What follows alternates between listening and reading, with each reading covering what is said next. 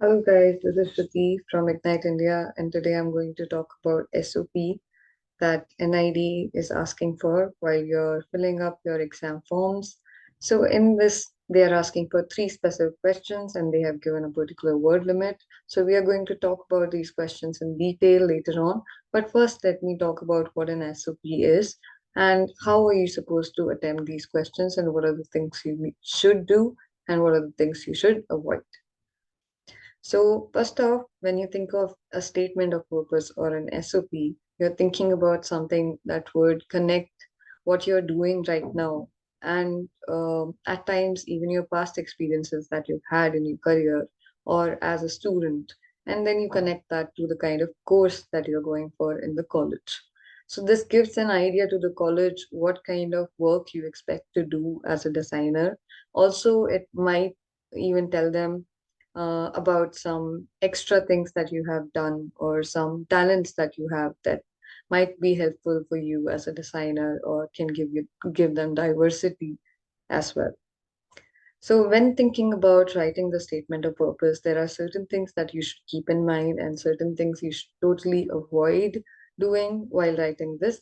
So number one thing that a lot of people tend not to do when they start writing an SOP is they do not brainstorm. So first, let's go over the do's and then we'll discuss the don'ts. So talking about the first thing that you should do is do brainstorming. Write down all of your past experiences or all of your qualifications that you think can fit into this particular piece of information. And then you can mention your achievements as well while you're writing about this.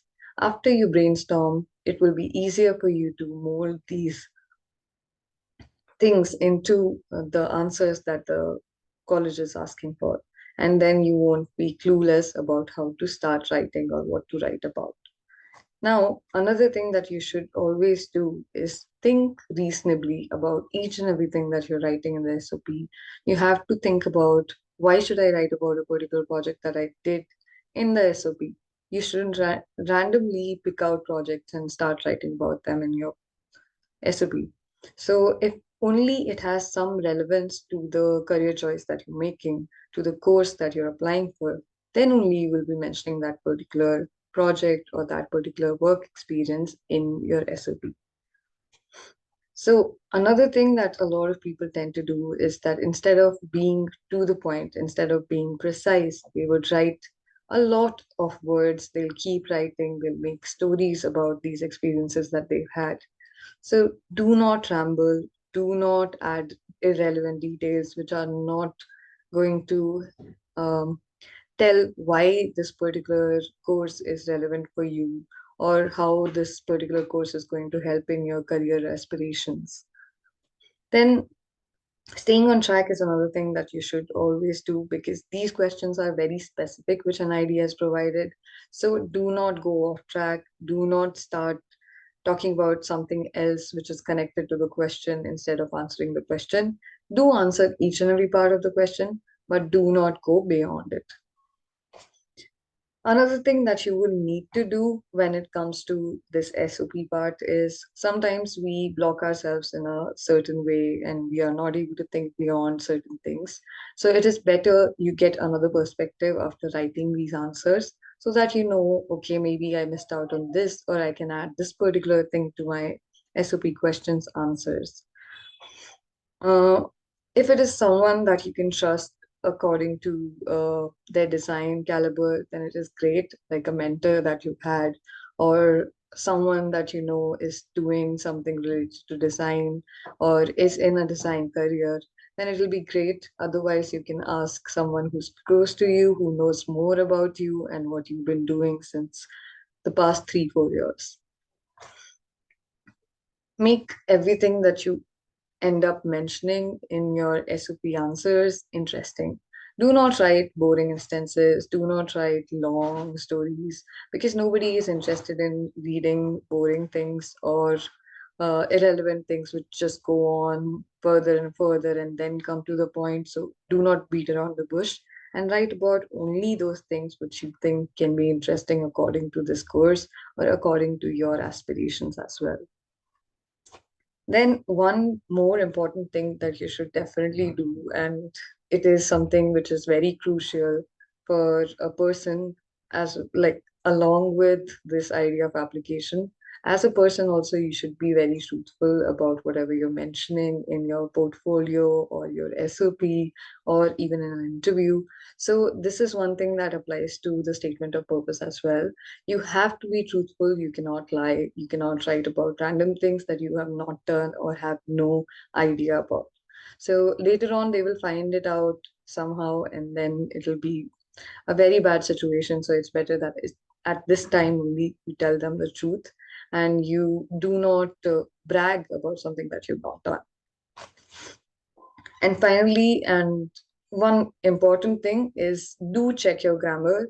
If you think your grammar is not that great, get someone else to check it, or you can even use Grammarly to check it.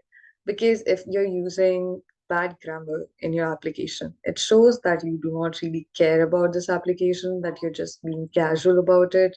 And this lack of seriousness will show if you're not using correct grammar. Now, coming to the don'ts of the SOP, we will think of the basic things that you can consider while writing the SOP. Number one, and one of the things that will enable you to write a good SOP is please do not panic, because panicking is not going to take you anywhere. It'll just make you more worried, and you'll just start thinking of how you're supposed to do it, and you won't be able to do it at all. So one thing is there that this is a very crucial step in your application. And I know that it might be very nerve-wracking for a lot of people, but you're doing this so that the college knows that you are this person who is fit for this course that you're applying to. And that's why it is best that you sit down, you start thinking about what are the things that you've done till now, and you start writing it down. You start brainstorming your ideas, you start writing keywords, and then all of this panic will end. Do not rush.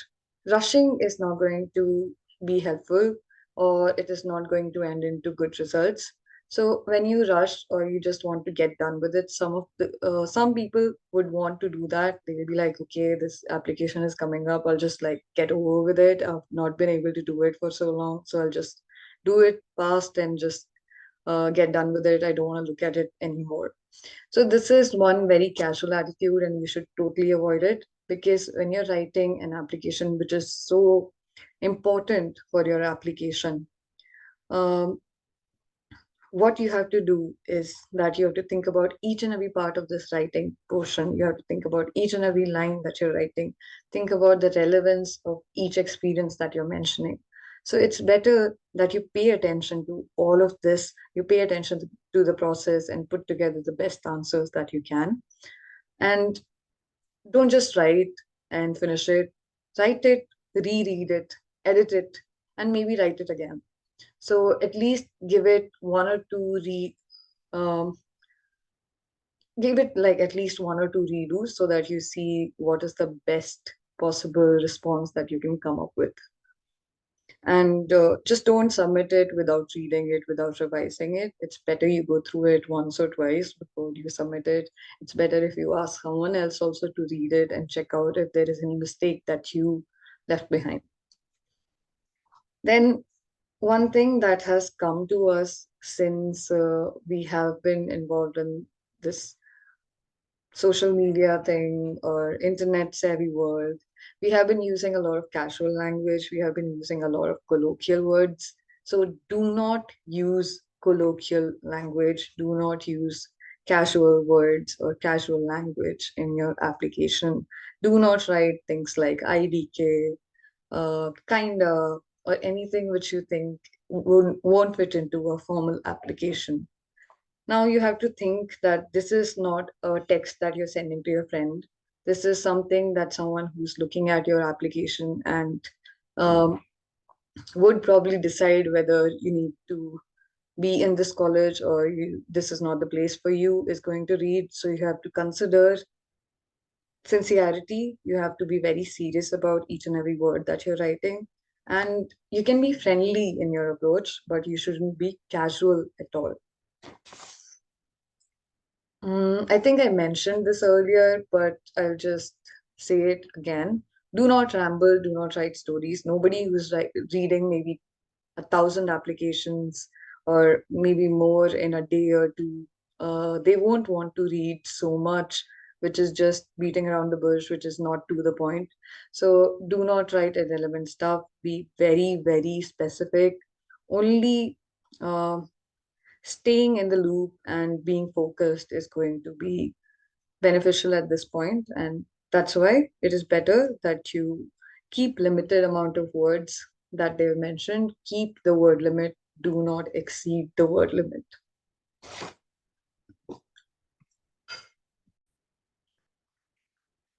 Now, coming to the specific questions that NID has provided and how to respond to them, let's talk about these questions and think about how to properly write the responses without rambling or without digressing from the point that has been asked about. So, first off, they've asked about why have you chosen NID's Bachelor's of Design or Master's of Design program? When it comes to this question, what they want to know is why are you a perfect fit for this particular course? And basically, that's another way of explaining that why have you opted for this course and what is your motivation behind pursuing number one, the design career, number two, why specifically this design career from NID. So you have to outline these two things over here, and that is pretty much it. So you're going to not write vague things like, I love to design, or I have a passion for design, or I want to test my skills, and that's why I want to take this test, or I want to be a good designer, or even something like something which is not substantial, which does not come with a relevant reason. That is something that you are going to totally avoid writing about. What you have to write here is possibly something which is connecting to the design career, something that made you interested in design. It could be something which actually exposed you to design if you weren't from the design background, especially when it comes to the master's courses. Not everybody is from the design background. So at that time, you can talk about how your design interest was inculcated, what kind of project you did that maybe made you interested in this particular course, etc. And some people have inspirations coming from certain designers or certain designs that they've come across. So they can talk about that also, but briefly. You're not going to talk about it too much. And then, if you're talking about a design or designer, then it is better that you try to follow it up with your experience, your inclination, and not just talk about that. So it's better if you bring forward your view in design and like what you think of design and how you think NID fits into the picture, how the academic part of it can fit, the faculty is something that impressed you, or it was the alumni that you thought is something that you are inspired by, or even the facilities that NID provides. That could be mentioned over here in brief. Now, you're basically talking about your academic qualifications also briefly, so that you can talk about a little bit over here. But the next question that we're approaching over there, you can talk about your work a little more and how you can connect it to what NID can do in uh, progress of your work further. So the second question that they have asked is, how do you think this course will help your academic plans and or career ambition? So when it comes to your plans in academics or your career ambition, then what you can talk about is for bachelor students, some of you want to go for masters, some of you want to be entrepreneurs. And when it comes to master's courses, then you are looking for industrial exposure and many such things. There could be individual reasons for everyone. You can mention your individual reasons, but again, do not be vague. Be very specific what you want to do. If you have a plan after what you're going to, um, after the course that you're pursuing at NID, then you can talk about that particular plan as well. Um, But do talk about your academic experience a little. Do talk about how that academic experience is relevant and needs to be furthered when you go into an ID, and how it could help you in your career when you combine both of them. Then finally, talk about how you think this particular course or this particular college is going to hone you into the designer that you see yourself being. So you can talk about a little bit, you can talk a little about your project or some project that you have done where you think like that particular project you can do better if you had this kind of knowledge. But again, more you have to talk about here is the career goals that you are looking forward to and how an ID is going to help you achieve them. Coming to the third question, which is more like a personal statement than anything else, where they ask you about a brief statement about yourself, including details of your interests, hobbies, etc. This is pretty much the details of what you like to do and how you are as a person, what are you interested in, and also a little about what extracurricular activities do, what is your view on how a person's lifestyle should be. So if you are a person who likes to keep healthy, who likes to keep fit, that also you can mention over here. Then you can talk about like smartly talk about how you're curious, how you're observant, or how you like to try new things. And as well as you can even mention your design interests smartly here, but do not lie again. You cannot lie about anything. You should be very, very truthful. So if you have design interest, if you have art interest, you can mention them over here. And overall, give an overview of how you are as a person and what are the things that you like to do. This is pretty much what this third question entails. So, with this, I think I've come to the end of the session, and I hope that it is helpful for you all. If you have any questions, you can ask us in the comments. And thank you so much, and all the best writing your SOPs.